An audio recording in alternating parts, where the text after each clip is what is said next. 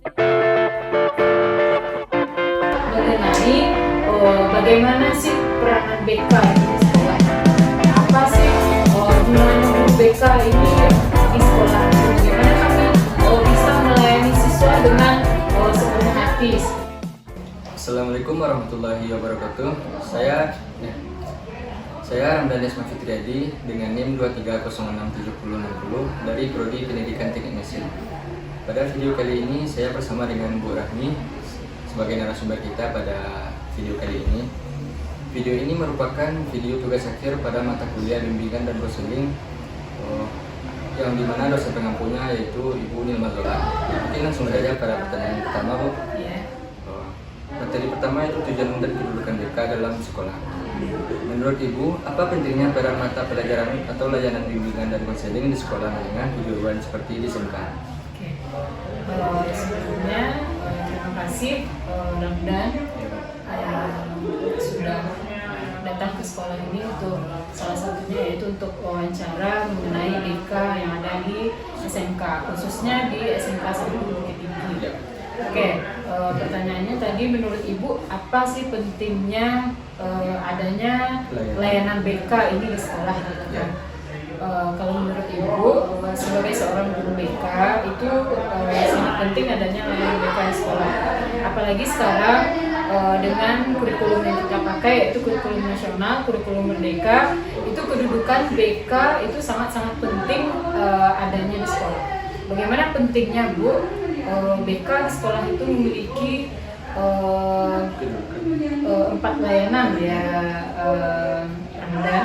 Yang pertama itu ada layanan dasar, layanan responsif, layanan perencanaan individual, dan dukungan sistem. Itu semua akan menunjang nanti bagaimana siswa ini di sekolah.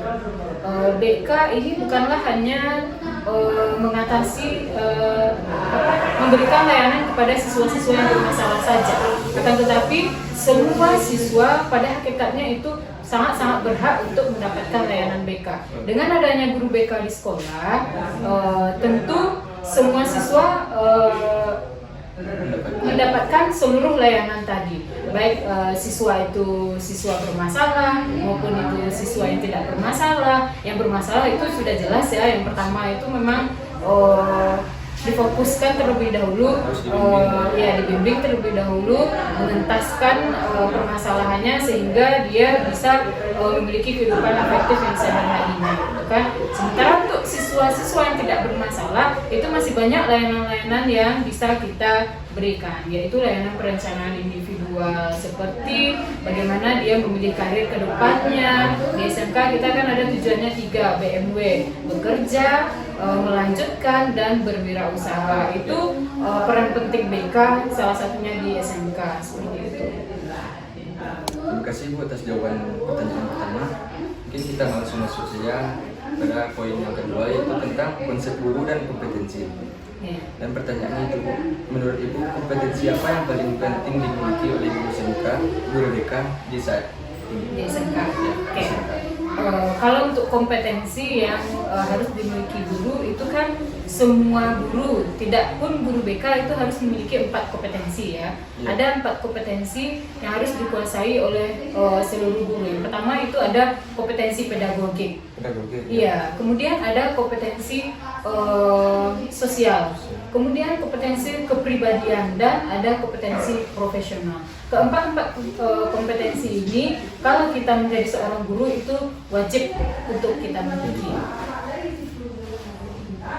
Kan di SMK ini ada beberapa guru ya, bukan guru kejuruan dan guru BK ini umumnya, Bu, khususnya. Menurut Ibu apa perbedaan antara guru mata pelajaran dan guru BK menurut pengalaman yang Ibu alami di sekolah ini? Perbedaan guru mapel dengan guru BK. Yang pertama itu sangat jelas sekali. Kalau guru mapel itu memberikan pembelajaran di kelas, sementara kalau guru BK itu dia memberikan pelayanan. Pelayanan ini tidak hanya di kelas, tapi juga di luar kelas. Sebelumnya Ramdan kan siswa Ibu di sini dulu. Ramdan siswa Ibu di sini dulu. Pelayanan apa saja yang didapatkan ketika Ramdan tidak ada di kelas? Masih ingat ketika itu SNBP dulu. Iya. Ya, SNBP. Ya. Ketika SNBP itu ibu sering memanggil Ramdan untuk datang ke ruangan BK. Itu salah satu layanan yang ibu berikan yaitu layanan perencanaan individual itu ya. Dan mau memilih melanjutkan di mana gitu kan. Bu, kira-kira Bu, kalau misalnya awak pilih ikut untuk SNBP itu kira-kira lolos nggak awak Bu? Itu salah satu peran-peran penting guru BK gitu. Jadi sangat berbeda guru BK dengan guru-guru mata pelajaran. Kalau guru mata pelajaran itu dia khusus memberikan materi-materi pelajaran di dalam kelas, selain juga mendidik gitu kan. Tapi kalau guru BK itu memberikan pelayanan-pelayanan. Kami guru BK kan hanya masuk di dalam kelas itu 2 jam saja. Seperti dulu kan masuk ke kelas Ramdan 2 jam. Sisa jam guru BK itu untuk yang lainnya itu kita pakai bisa dalam format konseling individual atau bimbingan kelompok atau bimbingan atau konseling kelompok seperti itu, atau kita laksanakan layanannya itu di lapangan seperti itu. Jadi sangat-sangat berbeda sekali dengan guru mapel. Dan tujuan kita pun itu berbeda. Kita memberikan pelayanan, sedangkan guru mapel itu memberikan materi pembelajaran gitu. Jadi kesimpulannya mungkin kalau guru BK ini walaupun di luar jam pembelajaran, guru BK masih memberikan Pelayanan juga. Ya. Terima kasih. Mungkin poin ketiga yaitu tentang penelitian tujuan dan fungsi pelayanan BK. Ya. Bisa nggak Ibu jelaskan secara sederhana bagaimana fungsi utama pelayanan BK kepada siswa di sekolah, terutama di SMK? Bagaimana fungsi Fungsi sederhana, fungsi utama pelayanan BK kepada siswa. Oke. Yang utamanya aja. Fungsi utama pelayanan BK di SMK. Ya. Mungkin kita mulai runut dari awal ya tentang fungsi BK. Fungsi BK. Oke, fungsi BK. Yang pertama itu dimulai dari saat PPDB. Setelah kita melaksanakan PPDB itu kan kalau sekarang itu namanya SNPMB gitu kan. Iya, untuk siswa masuk ke SMK gitu kan. Setelah siswa masuk ke SMK itu ada yang namanya, kalau dulu MOS ya. MOS ya. Iya, masa orientasi siswa kalau dulu kan.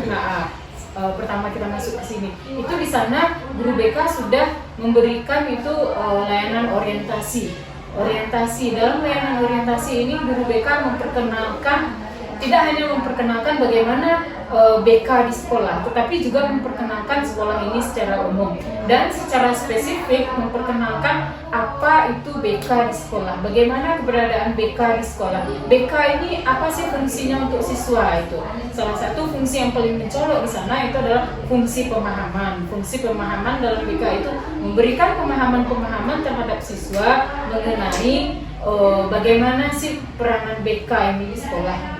Apa sih gunanya guru BK ini di sekolah gitu? Bagaimana kami bisa melayani siswa dengan sepenuh hati seperti itu. Jadi fungsi paling utama itu menurut Ibu ya udah fungsi pemahaman Pemahaman siswa. Itu yang pertama. Kemudian juga sebagai kita SMK itu kan, SMK ini kan siap kerja ya. Selain dari bekerja, melanjutkan juga berwirausaha gitu. Jadi kalau kita belum melanjutkan, kita juga bekerja gitu. Jadi karena kita pendidikan vokasi, itu juga layanan peminatan, penempatan dan penyaluran itu juga sangat penting dilaksanakan di SMK. Terima kasih atas pemahamannya. Dan lanjut kepada poin asas-asas BK. Oke. Dan menurut Ibu, asas apa yang menurut Ibu paling sulit diterapkan dalam layanan BK di sekolah dan bagaimana cara Ibu mengatasinya?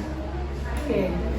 Kalau di SMK ini sejauh Ibu mengajar di sini itu azas kerahasiaan itu yang paling sulit. Bukan dari guru BK-nya itu sendiri, karena kalau di sekolah kita ini misalnya si A punya masalah, itu kita kan berjenjang dulu melalui kalau itu kejadian masalahnya itu di guru mapel saat jam pelajaran, itu kan guru mapel yang mengetahui, baru dibicarakan ke wali kelas atau ke guru BK gitu kan.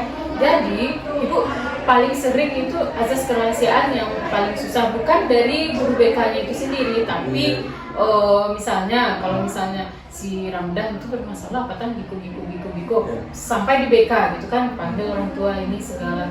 Oke, sampai di luar itu memang Biasa-biasa. susah untuk istilahnya masalah ini diredam gitu Iya. kan, karena memang kalau sudah banyak yang tahu memang itu si Anu itu mau di itu, si Anu itu mau di itu, sama-sama tahu lah ya Iya, Ramdan paham. gitu kan. Tapi kalau misalnya masalah ini ditemukan oleh guru BK langsung, itu mungkin asas kerahasiaannya lebih mudah untuk diterapkan. Iya.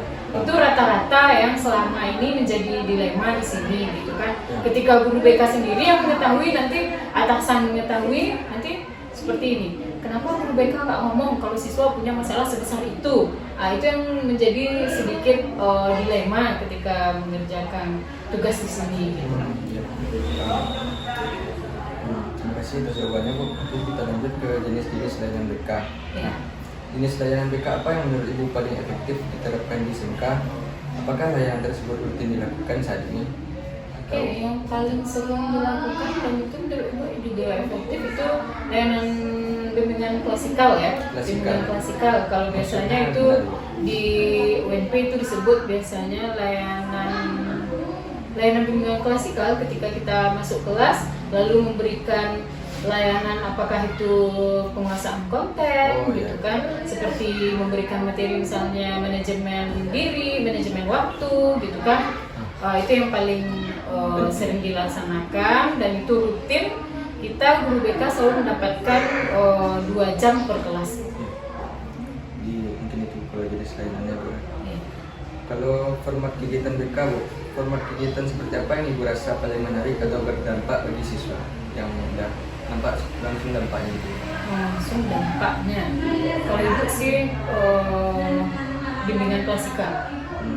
Iya, karena kalau bimbingan klasikal itu dilaksanakan dengan sesuai dengan RPL yang sudah kita buat, itu sangat akan berdampak karena RPL itu rencana pelaksanaan layanan itu juga berdasarkan dari asesmen dari siswa itu sendiri. Jadi kalau memang sejalan itu siswa sangat antusias seperti itu. Jadi akan membantu juga Bu. Iya. Terus ke pertanyaan kedua terakhir Bu, yaitu tentang kode etik guru dan BK. Seberapa penting menurut Ibu menjaga kode etik dalam profesi BK, terutama saat menghadapi masalah pribadi siswa? Oke, kalau menurut Ibu kode etik guru dan BK itu sangat-sangat penting. Kalau tidak ada kode etik, bagaimana seorang guru BK akan menjalankan tugasnya sebagai seorang guru BK, gitu kan? Jika kami selalu berpedoman terhadap kode etik kami sebagai guru BK, kami merasa aman dan nyaman di dalam melaksanakan layanan-layanan BK yang ada di sekolah, karena kita merasa ini loh rambu-rambu yang harus kita patuhi. Kalau di luar rambu-rambu ini tidak usah dikerjakan seperti itu. Jadi menurut aturan yang udah ada gitu. Iya. Kita masuk kepada poin yang terakhir mungkin Iya. tentang profesionalisme dan kerjasama. Iya. Kita masuk kepada poin profesionalisme dulu. Itu apa tantangan terbesar Ibu dalam menjaga profesionalisme sebagai guru BK sampai sekarang ini? Mungkin Apa ini- tantangan terbesar Ibu dalam menjaga profesionalisme sebagai seorang guru BK? Oke, kalau di sini Ibu sangat-sangat sering itu terjadi ya, Ramdan. Sebagai seorang guru BK sebenarnya kita menganut beberapa aturan-aturan atau teori-teori yang telah kita pelajari, bagaimana kita memperlakukan anak, bagaimana kita harus menjalankan layanan BK. Tetapi kita sering itu, apalagi kalau di SMK gitu ya, sering dipancing untuk keluar dari teori-teori yang telah kita pelajari. Misalnya saat anak terlambat, contohnya kalau di SMK memang lebih kompleks lah ya, bagaimana perilaku siswanya lebih nampak lah gitu kan.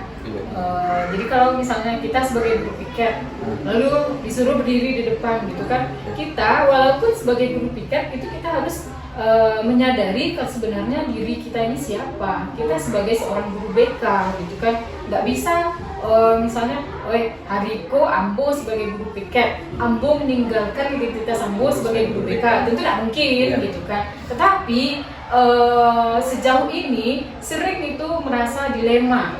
Kalau ndak wak hari lah nak pang, kalau ndak wak lah begi lah hijau misalnya, woi dari patang anjur terlebih seperti itulah contohnya gitu kan. Kalau memang sudah kelewatan batas itu kadang-kadang kami sebagai guru BK memang ada juga keluarlah dari apa yang telah kami pelajari seperti itu.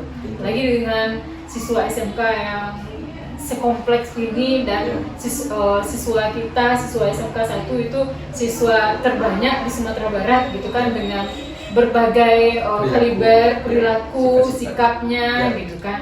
Memang sering kali gitu kan ada juga lah gitu, yang seperti itu. Tapi kan kita kembali lagi ke konsep-konsep BK kita. Saya atas jawabannya kok sangat membantu. Kita masuk kepada poin yang terakhir, itu tentang kerjasama. Nah ini penting Bu, dalam bersosialisasi. Bagaimana Ibu membangun kerjasama dengan guru lain, terutama dalam menangani kasus siswa? Terutama di dalam menangani kasus siswa. Membangun kerjasama dengan guru lain itu, mungkin dari guru mata pelajaran, guru kejurusan atau di kelas, mungkin dengan guru BK lain juga. Kalau di sini kita akan istilahnya ada di sini namanya mekanisme penanganan masalah siswa gitu kan. Jadi ada alur atau tata cara bagaimana kita menangani masalah siswa. Mulai dulu dari guru mapel atau guru yang menemukan permasalahan tersebut. Kemudian dari guru itu dilaporkan ke walas. Iya, ke wali kelas. Wali kelas nanti mencoba menyelesaikan. Kalau ada hal-hal yang berkaitan dengan tupoksi guru BK di sana, maka wali kelas wajib melaporkannya terhadap guru BK. Guru BK melakukan pelayanan terhadap siswa yang bermasalah, dan hasil dari pelayanan tersebut atau informasi-informasi terkait yang bisa membantu tertangani dan permasalahan siswa tersebut itu harus istilahnya harus harus diselesaikan, dan itu harus bekerja sama dengan pihak-pihak yang terkait. Jadi dari sana terbangunlah kerjasama. Dari sana terbangunlah kerjasama, gitu kan. Selain dari permasalahan itu, untuk kemajuan individu kita juga membangun kerjasama dengan guru-guru lain. Khususnya itu kalau untuk siswa-siswa yang berpotensi itu biasanya itu membangun kerjasama dengan pembina-pembina ekskul, gitu kan. Apalagi kalau dengan wakil kesiswaan itu sudah pasti, gitu kan. Hal-hal yang berhubungan dengan siswa itu BK wajib bekerja sama dengan wakil kesiswaan maupun dengan kepala sekolah langsung. Baik Bu, dari beberapa pertanyaan tadi mungkin dapat saya simpulkan ya Bu. Wawancara ini menunjukkan bahwa peran guru BK sangat kompleks dan penting dalam dunia pendidikan. Apalagi di perbedaan siswa SMK dan SMA itu sangat jauh. Jadi profesionalisme, pemahaman terhadap prinsip dan asas BK, serta kemampuan membangun komunikasi dan kerjasama menjadi kunci sukses dalam pelaksanaan layanan BK di sekolah. Pengalaman dan pemikiran Ibu Rahmi memberikan gambaran nyata tentang bagaimana teori yang dipelajari di bangku kuliah diterapkan dalam praktik pendidikan di sekolah. Nah, mungkin itu saja wawancara saya dengan Ibu Rahmi. Terlebih kurangnya saya mohon maaf. Saya tutup wawancara kali ini. Assalamualaikum warahmatullahi wabarakatuh. Waalaikumsalam warahmatullahi wabarakatuh.